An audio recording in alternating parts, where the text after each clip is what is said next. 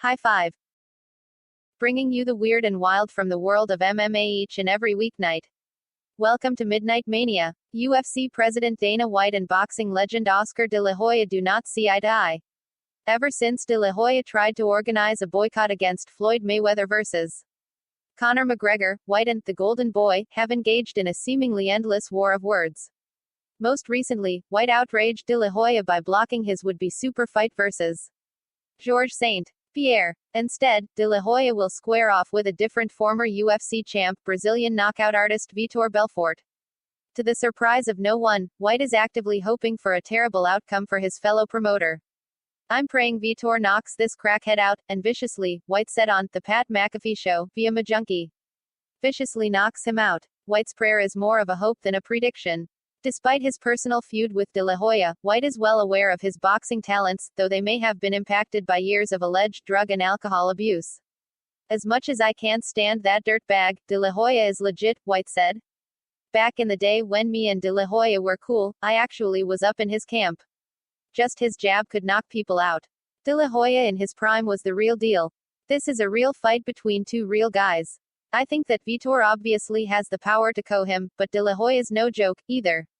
Hopefully all the coke sniffing and tequila drinking and whatever other sh*t that guy has been up to has caught up with him, and Vitor lays one right on the big mouth of his and knocks him unconscious."